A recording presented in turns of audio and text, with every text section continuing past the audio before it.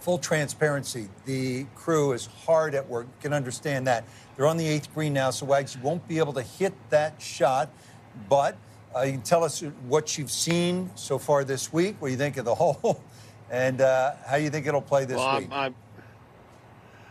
Well, Rich, I'm just terribly upset to not hit this driver. Standing back here at 245. They're gone, Andrew? No, they're pretty far over to the right. That's in my miss zone. But Scotty Scheffler hitting driver. Come on, Wags.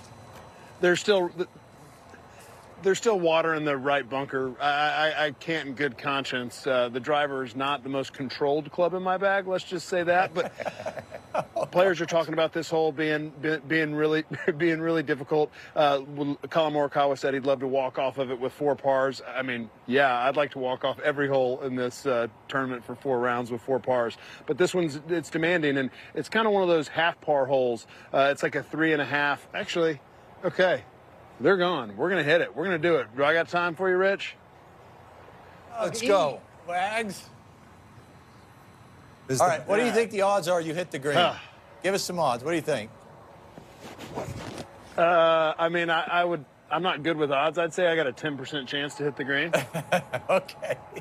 Whole world is rooting for Wags. What makes it really hard, too, is the landing area is kind of blind, so you can't quite see where you want to land this shot. You can just barely see the front edge of the green.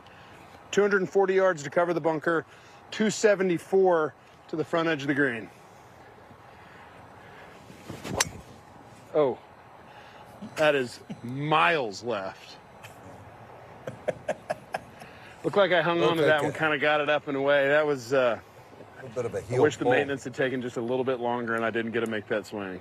Hey, Wags, people love the short par 3s. You know, they call them charming. Everybody goes raging on about them, and there's a certain charm to it for sure. So how do you feel about a par 3 of this length? I mean, do you think it's just too ogreish, or what do you think? Is it a good challenge?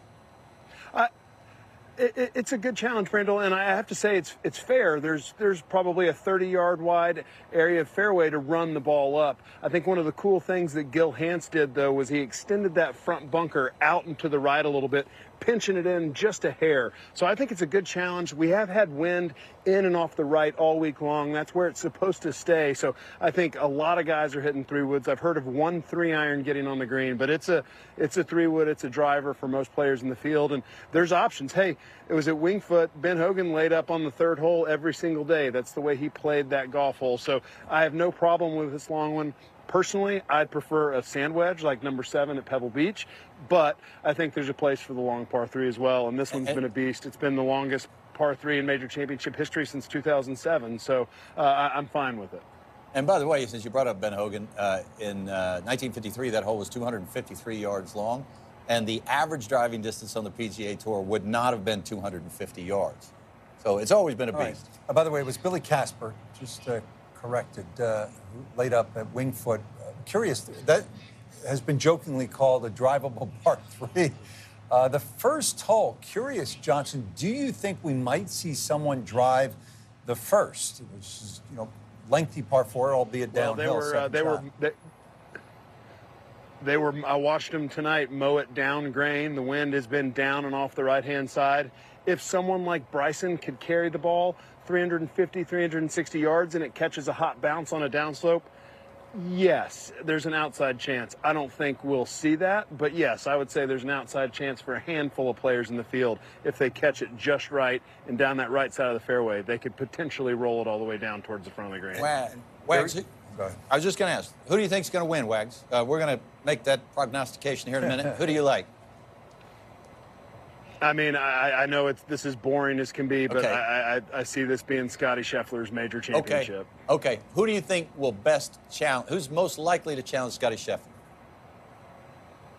I think it's Bryson DeChambeau. I had a wonderful conversation with him on the range. He is comfortable. He is confident. I know you've got a lot of doubts about his ability to play out of the rough, Brandel, but I do think he's going to be a factor come Sunday, just because he's been a factor on Sundays in the last handful of majors, with the exception of the Open Championship last July. Winning score, Wags? +2. Okay, like it.